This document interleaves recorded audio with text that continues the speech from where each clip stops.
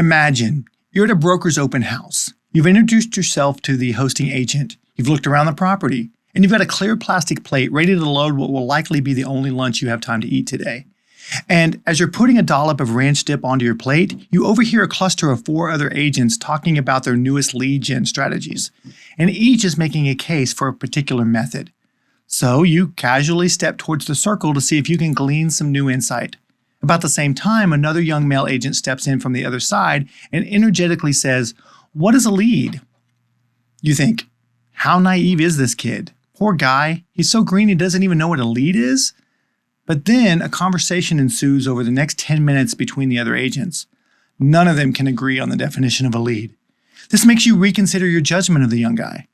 Maybe this is one of the most insightful questions you've ever heard to this point in your career. Raise your hand if you've ever paid for leads. Raise your hand if you've ever prospected for leads. Now look around to see if anybody saw you raising your hand and now might think you're a little odd. Keep your hand up if most of those leads went nowhere.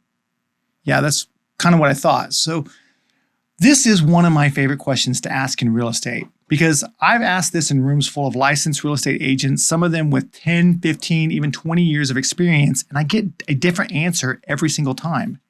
What is a lead? That's it. It's a simple question, and the fact that nobody agrees on an answer, that's the root cause of most of the wasted money, wasted time, and wasted energy in this industry. So today we're going to talk about leads and we're going to settle this issue, or at least I want to help you settle it for yourself. Because before you spend another dollar on Zillow, Facebook ads, or any other lead generation source, you need to know what you're actually buying. Or if you're generating your own leads, what's all the effort for? So let's get into it. Okay, so like I said, I've been in this industry for over 24 years, and I've sold and I still sell real estate to this day. And I've trained agents at large brokerages and small ones. And one of the exercises that I love to do is go into a training room and I love to walk up to the whiteboard and write 3 words. What's a lead? And I'll let people call it out. And here's what happens every time. Somebody in the back, usually the agent who just got back from a conference and is fired up about some new lead gen system, they say, a lead is someone who's ready to buy or sell a house. And honestly, that sounds right. That sounds clean. But here's the problem with that definition. If a lead is someone who's ready to buy or sell right now, then what do we do with every person who's 6 months out, 12 months out? The person who just said, we're thinking about selling next spring. Is that not a lead? And here's the real kicker. If a lead means ready to transact right now, then why do we talk about lead incubation? Why do we have CRMs designed around drip campaigns and follow-up sequences? Why does every coach in the industry tell you the fortune is in the follow-up? You can't incubate something that's already ready to hatch. So that definition doesn't hold up. So then somebody else raises their hand and says, a lead is anyone in your market whose contact information you have. Okay, so let's think about that one. I'm based here in Oklahoma. If I buy a list, and you can absolutely buy a list, and I buy this list and I can get name, address, phone number on virtually every household in my county. Does that mean that I have hundreds of thousands of leads? Technically, by that definition, yes.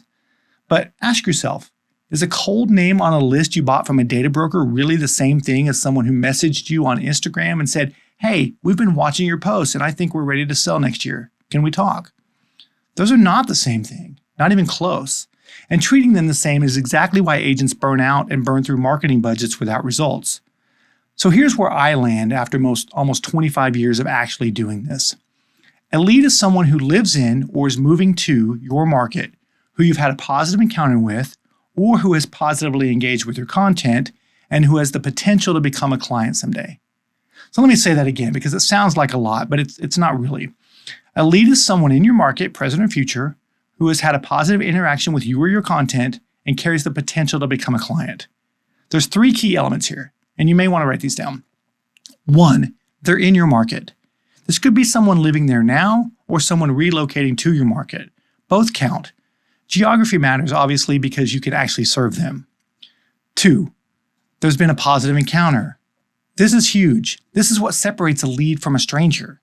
Maybe you met them at an open house and they seemed genuinely interested. Maybe they liked or commented on 5 of your videos. Maybe they replied to your postcard. Maybe a friend introduced you and they said, I've heard great things. Something happened. There was a moment of connection. even a small one. And I want to be clear, that moment doesn't have to be a hot, ready to transact moment. It just has to be a positive, not neutral, not cold, positive moment. 3, there's potential. They may not be buying or selling today. They may not be buying or selling for 2 years, but they exist in your world, and someday, if you stay in a relationship, they could become a client or send you one. That's a lead. I include this third one because there are some people with no real potential. So here's an example. You know a top producing real estate agent from another brokerage. They may be in my market and they may have a positive encounter with me, but they're not realistically a potential someday client. Now, a newer agent from my office that drops out of the business, they might be. You decide. Now, does this definition, local, positive encounter, potential, change how you think about lead generation? Because it should. Because now the question isn't just, how do I get more leads? The question becomes, how do I create more positive encounters? And that's a fundamentally different question. It's a much more powerful one. You don't necessarily have to have my definition of a lead, by the way, but you absolutely need to have one for yourself. And this is why this matters before you buy anything. And this is the reason why I wanted to make this video. Every week, there's a new lead generation strategy being marketed to real estate agents, a new platform, new tool, new system, new guru. And the pitch is always the same: get more leads. But if the agent being sold to doesn't have a clear, consistent definition of what a lead is, they have no way to evaluate whether the source is worth the money or actually working. Think about it. Say you spend $500 a month on internet leads. You get 40 contacts. 3 of them answer the phone. One of them is kind of interested but not ready yet. None of them close in the first 90 days. Was that a failure? Was it a success? Did it work? You can't even answer those questions unless you know what you were expecting in the first place. And that comes back to your definition. If your definition is ready to buy or sell right now, then yeah, that $500 probably felt like a waste. One maybe interested person doesn't really cut it, does it? But if your definition is someone in my market who has had a positive encounter with me and has potential, then you zoom out. Then you ask different questions. Did those 40 contacts include anyone who might be ready in the next 6 to 12 months? Did anyone engage with my follow-up? Can you engage them with a follow-up? Can you build something with this person or family over time? Different definition, different evaluation, different outcome. And here's the flip side of this. Some of the best leads you will ever work are the ones you never paid a dime for. The neighbor you helped move furniture and exchange numbers with. The person who's been watching your YouTube videos for 8 months and finally reaches out. The client from 3 years ago who just texted you out of the blue because they're thinking about selling. By the ready to buy or sell definition, some of these aren't even leads yet. But by my definition, well, they've been leads the whole time. You just had to stay in the game long enough to find out. That's relationship-based business. And the agents who understand this are the ones who build something that compounds instead of something they have to keep feeding money into every single month. Now, how to use this in real life? Let's make this actionable because information without application is just entertainment. Here's an exercise you can do this week. Write down your definition of a lead. Your definition, not mine, not your broker's, not whatever the last sales trainer told you. Yours. And then, and this is the important part, look at every lead source you're currently using or considering using and ask yourself this question. Does this lead source produce people who match my definition?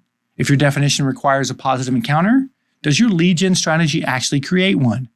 Or does it just generate contact information and hope you can create the encounter on the back end? If your definition includes long-term potential, does your follow-up system reflect that?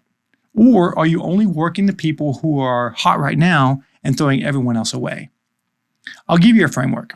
I call it the lead clarity filter. It's 3 questions. Ask them about any lead source before you invest. Question 1, what kind of encounter does this source create? Is it cold outreach? Is it a warm referral? Is it engaged content consumer? The warmer the encounter, the higher the lead quality by almost anyone's definition. Question 2, what's the realistic timeline to transaction? Internet leads might convert in 3 to 18 months. Sphere referrals might convert in 30 days. Knowing this helps you build realistic expectations and budget accordingly. Question 3, what is the cost per positive encounter? Not cost per lead. This is a mindset shift. A lot of agents look for cost per lead. But if a source gives you 100 leads and only 5 are real positive encounters by your definition, your actual cost is 20 times what you think it is. Do the real math based on your definition.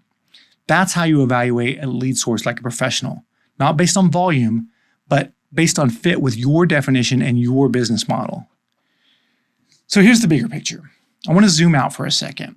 We live in an industry that's obsessed with more. More leads, more calls, more doors knocked, more ads, more volume. And I'm not here to tell you that hustle doesn't matter. It absolutely does. But hustle without clarity is just chaos. The agents who build real businesses, the ones who don't have to start over every January, they're not necessarily the ones with the biggest ad budgets. They're the ones who got very clear on who they serve and how they build trust. And that starts with something as foundational as knowing what a lead is. Because once you know what a lead is to you, once you have your definition, everything else gets easier. Your marketing gets clearer, your follow-up gets more intentional, your prospecting gets more focused, and your conversations get more genuine because you're not treating every person like a transaction waiting to happen. You're treating them like a human being with potential, which is what they are.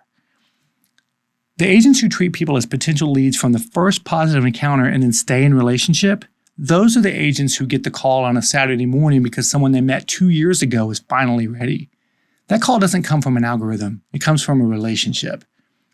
All right, so here's your homework. 1, define what a lead means to you. Write it down. Be specific. 2, audit your current lead sources against that definition. Are they actually producing what you're looking for? 3, drop your definition in the comments. Seriously, I want to see it.